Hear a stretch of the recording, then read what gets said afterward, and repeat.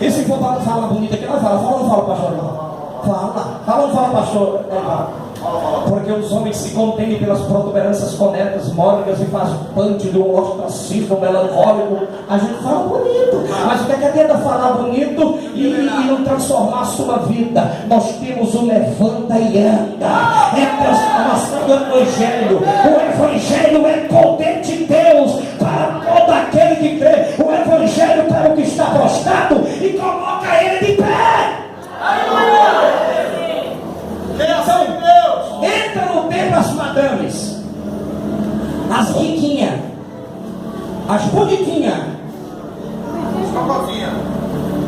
cabelos escovados, roupas deslumbrantes, e coração vazio, bolsas feitas com couro de jacaré, sapatos de salto alto.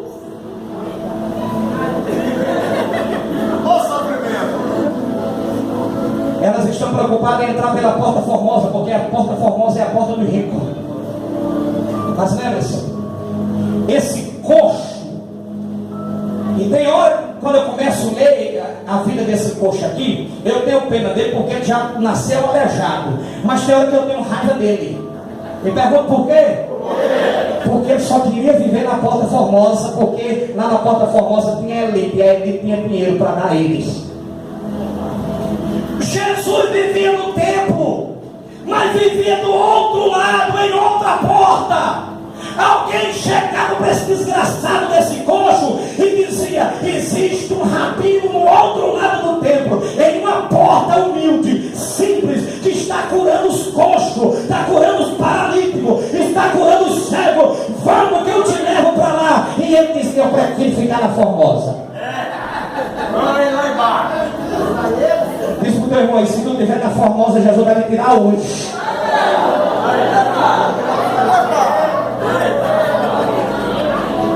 Jesus pregou quantos anos? 3 anos e meio. Foi várias vezes em Jerusalém, mas Jesus nunca passou na porta formosa. Jesus está do outro lado. Diz para o teu irmão: Jesus está do outro lado. Eu estou sentindo Jesus falar. Você pode levantar a mão para o céu para adorar a Deus juntamente comigo?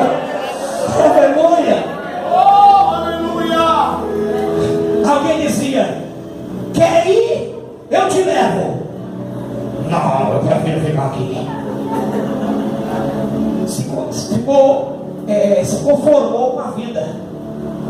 As pessoas entravam e davam moeda a ele. As pessoas saíam. Os que já tinham dado oferta lá no culto voltavam sem oferta. Mas aqueles que vão para o culto e não dão oferta voltam com dinheiro no bolso. Aí voltava e dava.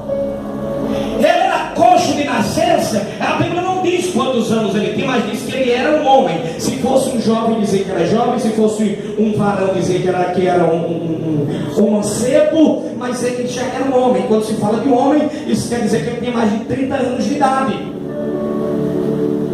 Jesus esteve bem pertinho dele. Do outro lado do templo Jesus estava. E ele perdeu a oportunidade, porque ficou acomodado e se conformou em viver mendigando na porta formosa, porque dependia da elite, porque ele era agradado pela elite, ele gostava do que recebia da elite. Mas do outro lado tinha um homem que curava cego, coxos aleijados, limpava leprosos, fazia milagre, mas não era na Formosa, era do outro lado. Das ovelhas, A maquena da massa. Foram 3 anos e meio. Jesus todo ano subia a Jerusalém, no mínimo 3 vezes, no mínimo. Ele fazia questão de ir a Jerusalém, porque ele era um judeu, era um adorador e ia para o templo. E aí no templo começou uma máfia. Irmãos, a máfia no templo. Você pensa que esse negócio de máfia nas igrejas começou hoje? É das antigas. Esse negócio de igreja se desenvolver e ser usada como laranja, como um caixa 2. Tem igrejas ricas, milionárias, que tem prata e ouro. No Brasil tem igrejas milionárias, igrejas donas de rede de televisão, igrejas donas de emissoras. Elas têm prata e ouro, porque são como a porta formosa, mas não tem o levanta e anda. Existia uma máfia no templo. Deixa eu me explicar. Quando você chegava no templo e você ia fazer um sacrifício, você tem que comprar um animal. Aquele animal, você só poderia comprar ele com a moeda do templo.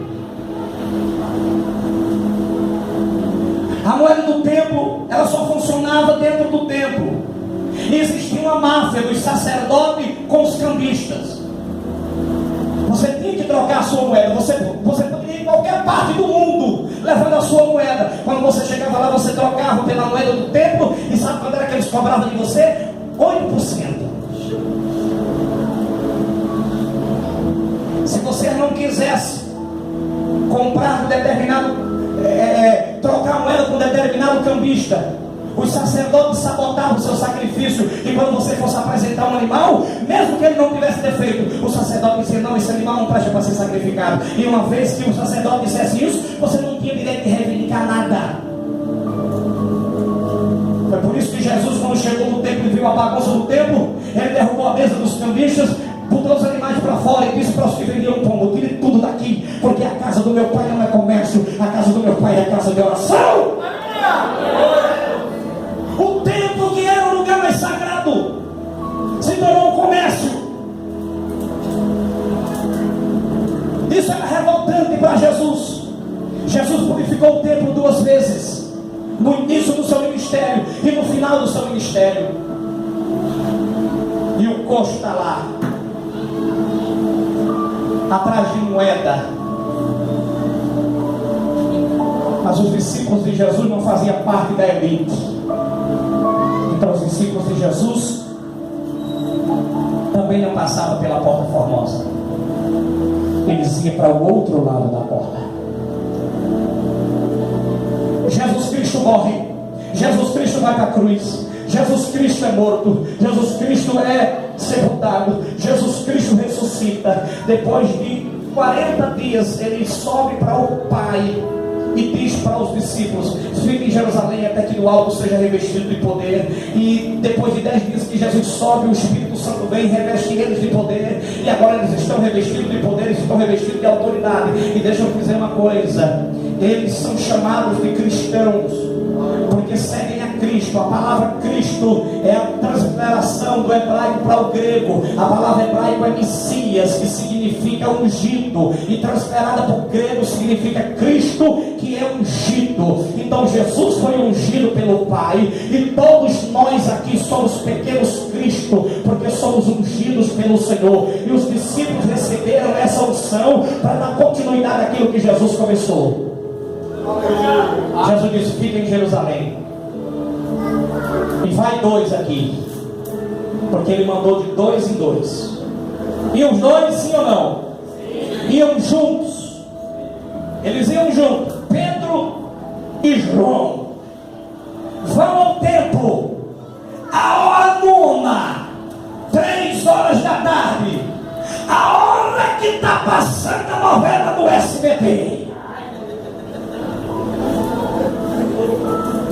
É às 3 da tarde que está passando a novela do SBT, está passando Vale a Pena Ver de Novo. É às 3 horas da tarde que é a hora do lanche, é às 3 horas da tarde que é a hora do café. Mas quem é ungido às 3 horas da tarde tem compromisso com a oração. Querido, é por isso que você está encontrando dificuldade para vencer na vida. É por isso que Satanás está sugando você como aspirador, porque você não ora mais, você parou de orar, você parou de buscar a Deus, você se esqueceu que o sucesso do cristão está colocado na oração que ele tem com Deus. Infelizmente, até mensagens sobre oração estão extintas nos púlpitos das nossas igrejas. Ninguém fala mais sobre orar, ninguém prega mais sobre orar. por quê? Porque os crentes não querem mais mensagem que fala sobre oração, os crentes não querem mensagem mais que fala sobre jejum, os crentes não querem mais mensagem que fala sobre santificação. É o evangelho light que está sendo pregado, é uma graça que estão se pregando hoje, que estão deteriorando a graça de Deus ao ponto de desvalorizar esta graça. É o evangelho light, é o secularismo dentro da igreja, é a promiscuidade dentro das igrejas, é a falta de compromisso dentro da igreja. É porque os cristãos estão acomodados, estão querendo passar e entrar pela porta formosa. Mas nessa campanha, deixa eu dizer, a porta é estreita, a porta é estreita, a porta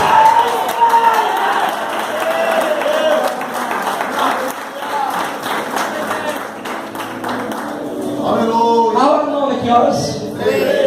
Né? Já estou fazendo sinal aqui, né? Vocês sabem. Umas 3 horas da tarde.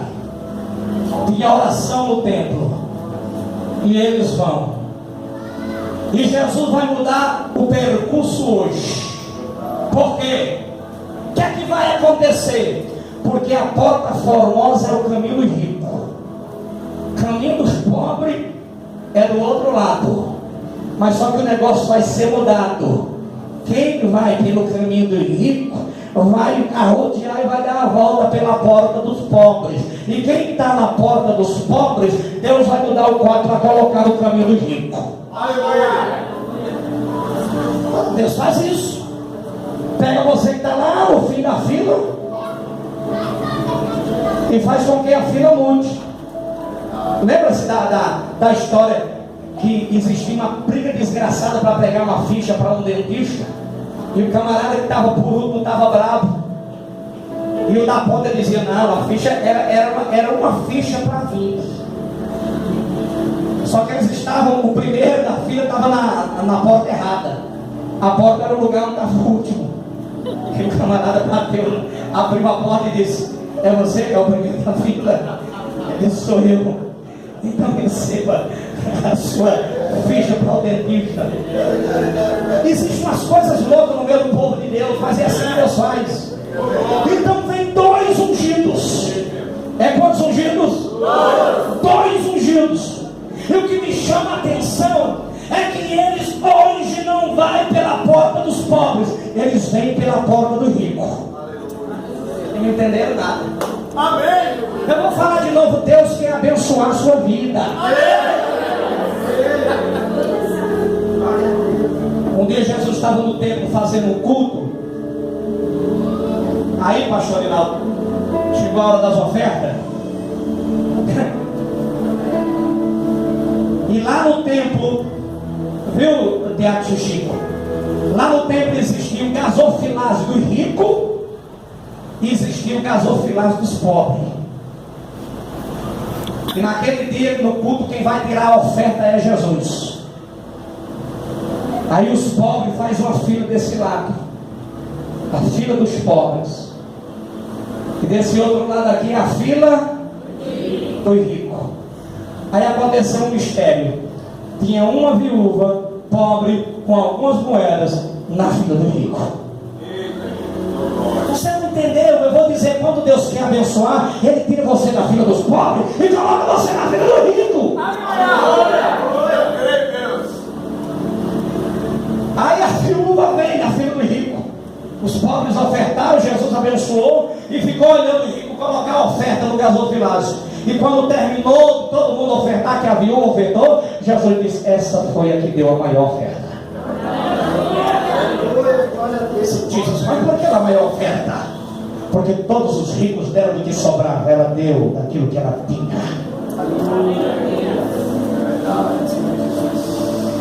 Porque quando Deus olha para a sua oferta, Ele não olha para o valor, Ele olha para o seu coração. E o caminho foi mudado. E o Espírito Santo, eu estou falando que é o Espírito Santo porque é Ele que está me revelando nessa noite aqui. O Espírito Santo está falando comigo e mandando dizer: tem gente nessa campanha que Deus vai mudar a sua trajetória. E não vai ser para pior, vai ser para melhor. Glória a Deus. 3 horas da tarde, lá vem 2 pobres. Quem são eles? Pedro e João. Me mostra a riqueza deles. Porque Pedro tinha barco, depois ele passou a seguir Jesus, deixou de ter barco. Ao ponto de um dia ficar assustado de Jesus, nós deixamos os barcos pelo Senhor, nós vamos ganhar o que em troca disso? Claro que ela era de se converter. Talvez estava à procura de Jesus em busca dos seus próprios interesses. Porque hoje o que se cresce mais no Brasil é as igrejas neopentecostal. Quem são as igrejas neopentecostal? Eu vou falar. E a irmã está gravando e vai para o YouTube, mas eu vou falar. As igrejas neopentecostais, eu não vou dizer que não é de Deus. Jamais eu vou dizer que as igrejas neopentecostais não são de Deus. Mas o que as igrejas neopentecostais estão pregando não é de Deus. Porque prega a teologia da prosperidade. Venha para Jesus e você vai ficar rico. Venha para Jesus e você vai trocar o carro velho pelo carro novo. Venha para Jesus que a sua conta no banco ela está no vermelho, ela vai ficar no verde. Venha para Jesus, você que está na miséria, que você vai se tornar um empresário. E não é nada disso. A teologia da prosperidade ela vai em confronto aos ensinamentos de Jesus, porque a teologia da prosperidade diz que para você servir a Deus você tem que viver bem, porque os ímpios servem o diabo e vivem bem. E como é que você que é filho de Deus vive na miséria, às vezes não tem nem o que comer? É isso que eles ensinam. E eles dizem mais, que se você é crente e está na miséria, é porque Deus não está contigo. Mas Jesus Cristo falou: o que adianta o homem ganhar o mundo inteiro e perder a sua alma?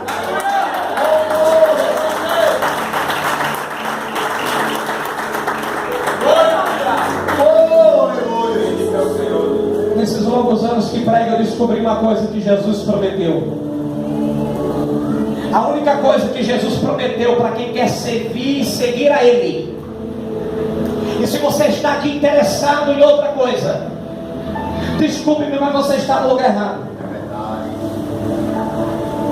Procura a Universal, procura a Mundial, procure a Igreja da Graça, procura a Igreja do Ageloduque, procure as igrejas que pregam a teologia da prosperidade, porque aqui você está no lugar errado se você está atrás disso. A única coisa que Jesus prometeu para quem quer seguir a Ele foi uma cruz. Ele disse: quem quiser me seguir, tome a sua cruz e siga-me. Se você quer seguir a Ele, eu garanto, Ele não tem carro e nem casa para você. Ele tem uma cruz, mas no final você vai trocar essa cruz pela coroa. Bendito é o Senhor, Deus. Aleluia. O quadro muda. E o meu microfone mudou também. Mudou. O quadro muda porque os dois pobres agora vai deixar de trilhar o caminho do templo, que é o caminho dos pobres, para trilhar o caminho dos ricos.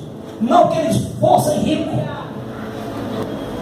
mas o que aquele galerado estava precisando, o rico não tinha para dar a ele. É verdade. Aleluia. E lá vem os dois. E um olha para o outro, eles vão conversando, porque o que falta hoje, pastor Reinaldo, é diálogo. Não tem mais diálogo, não tem mais conversa. E as conversas que tem, os únicos diálogos que tem hoje é pelo WhatsApp, é pelo Facebook, é pela internet. Se perdeu o calor humano, se perdeu o abraço, se está se perdendo a essência. O mundo virtual, você pensa que está se aproximando cada dia mais do seu irmão, mas na verdade você está ficando distante. E a amizade daqui a pouco vai se tornar uma amizade apenas virtual. Cristo quer que o seu povo esteja próximo. Aleluia. E eles iam no diálogo até chegar o tempo, até que João olha para Pedro, e Pedro olha para João, o diácono Alexandre, e diz assim: você percebeu uma coisa? Ele disse: não, o quê? Você não percebeu? Eu percebi. Não, nós não estamos trilhando no caminho que estamos acostumados a trilhar, nós estamos vindo pelo caminho do rico. Aí o outro olha e diz assim: não tem problema, se Deus nos trouxe por esse caminho, é porque Ele tem algo extraordinário a fazer neste lugar.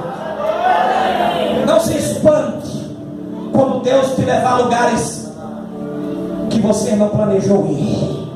Não se assuste. Eles olham e ficam maravilhados com a estrutura da Porta Formosa. Eles vão olhando, e a roupa deles são simples. Eles não têm vestes de linho, eles não têm roupas formosas, sandálias e calçados não são luxuosos. Eles ficam observando as pessoas trilhando para o templo pelo caminho da porta formosa. E um olha para o outro, talvez alguém pense em voltar, e o outro diz não. É por isso que a Bíblia diz: é melhor dois do que um, porque se um cair o outro levanta. Um quer voltar e diz: homem, essa porta aqui não é para gente, não, essa aqui é para elite. O outro diz: não, mas vamos, se Deus nos trouxe aqui, vamos até o final. Eita Deus! Até que começa a subir as escadas, e a elite vai subindo as escadas. Você não entendeu, mas quando Deus quer te abençoar, Ele coloca você no meio dos grandes.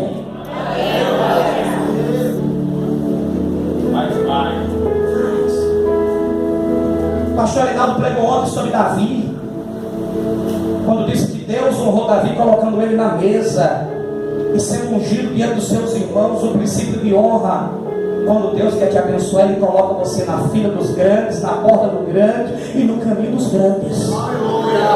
E alguém pode olhar para você e dizer: o que tu está fazendo aqui? Tu é tão pequeno. Aí tu, com o Espírito Santo, cheio de autoridade e unção, diz: eu sou pequeno, mas o meu Deus é grande.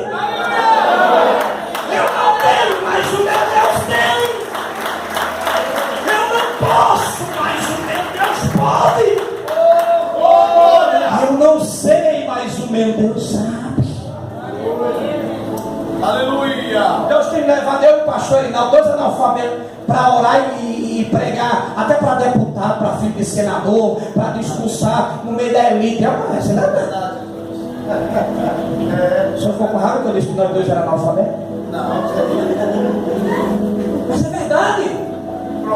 Não adianta você estar procurando, Deus coloca quando Ele quer. O outro diz assim: não, nós vamos aqui, Deus, se Deus nos trouxe aqui. Aí eles ficaram maravilhados com a estrutura do templo. A Bíblia diz que eles se assustaram um dia quando viram o templo, que mostraram para Jesus a estrutura do templo. Jesus disse: não vai ficar pedra sobre pedra que não seja derribado. Só que eles nunca tinham visto a porta formosa, mas havia andado com aquele que é mais formoso do que a porta. Diga: não se preocupe em olhar para a porta formosa. Você já anda com o mais formoso. Só quem anda, levante a mão, galera. Aí o coxo olha: o que aqueles homens têm das demais pessoas? Financeiramente nada. Não tem nada, não tem barco, não tem pé, não tem mais nada. Se Pedro quiser voltar a pescar, vai ter que fazer um empréstimo do grande amigo para comprar um barco. Até o grande amigo, Castelo também é grande amigo. Grande amigo é uma coisa antiga também. Mas eles têm algo diferente. Eles têm unção sobre a vida deles. Desse jeito, Deus. E uma das coisas mais fenomenais que eu acho é quando você se depara com um crente que tem unção. E a unção está no fato de você gritar, pular e saltar. Eu faço isso porque gosto, é no meu instinto. Já tem aquele que prega mais moderado. O fato de alguém gritar e pular, isso não significa que seja unção. Um crente cheio de unção, aonde ele chega, ele é o diferencial. Aqui nós temos, pelo que eu conheço, temos dois militares aqui, André e Alexandre, e acredito que vocês, como crentes, fazem a diferença na corporação na qual vocês fazem parte. Aqui tem dois que eu conheço que ajeitam celulares, pastor Reinaldo, pastor Erivaldo, mas acredito também que fazem a diferença aonde chega. Esse abençoado aqui que vende o doce de caju, é ele vendendo doce, mas não só tem ele que vende doce, tem muita gente que é igual que vende doce, mas ele faz a diferença aonde ele anda. Você, como crente, você tem que fazer a diferença, e a diferença não está na cor do teu cabelo e nem no jeito da tua roupa, está na unção de Deus que está sobre a sua vida. Eu não consigo entender como é que você tem 30 anos de crente e nunca expulsou um demônio da sua vida. É 30 anos de crente e quando o vizinho fica endemoniado, você tem que estar ligando para o pastor para ele expulsar lá. Pastor, pelo amor de Deus, vem aqui em casa que meu vizinho está endemoniado.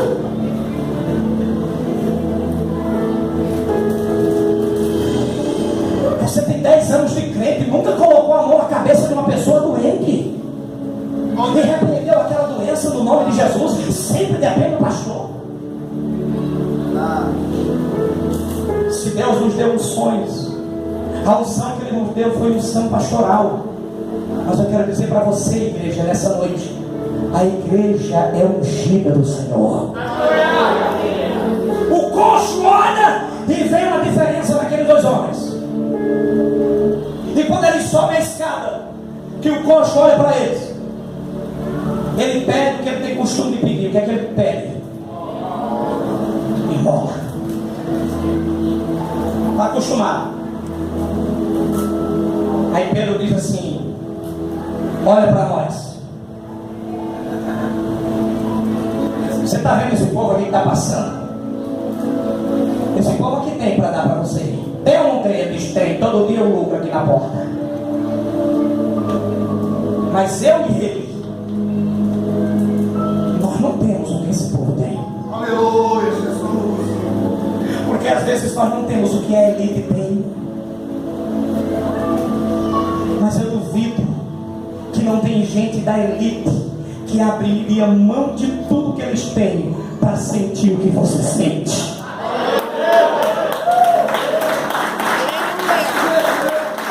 E o que eu sinto, pastor?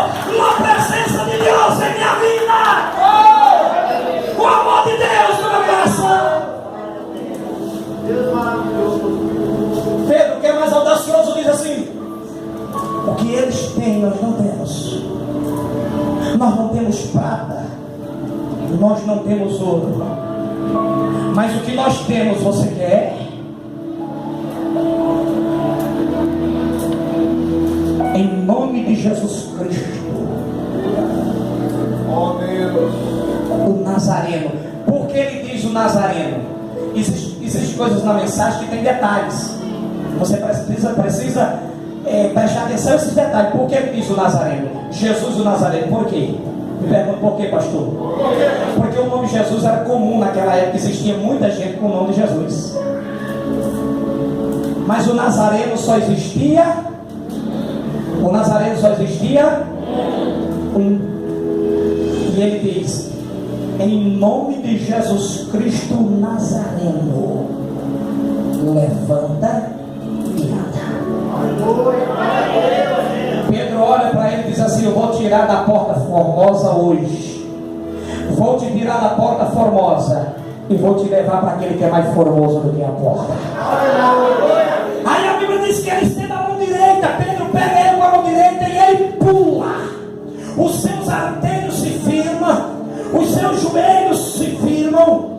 Ele agora está em pé. E o que me chama a atenção é o milagre que acontece com esse coxo, que é diferente do monte de milagre que a gente vê aí até na televisão. Você vê os paralíticos andando na televisão, que o obreiro tem que estar de um lado e do outro segurando, que é para o paralítico não cair. Tem homens que se levantam da cadeira de roda, mas quando termina o culto precisa dela novamente. Tudo marketing, tudo mídia, para chamar a atenção das pessoas. O que me chama a atenção desse paralítico aqui, pastor, não, é que a Bíblia diz que ele entrou no templo pulando.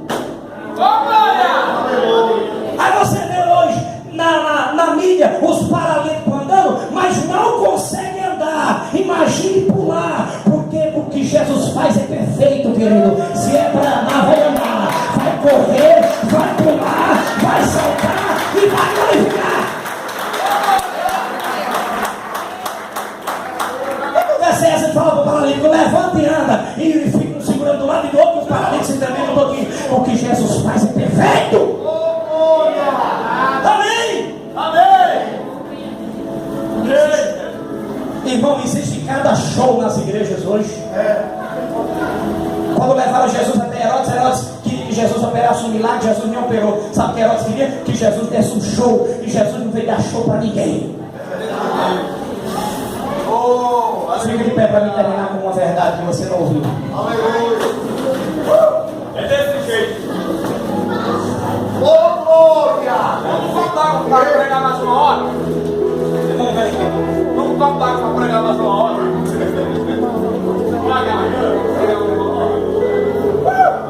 Diz para o teu irmão, está preparado porque o pastor vai falar? Pergunta.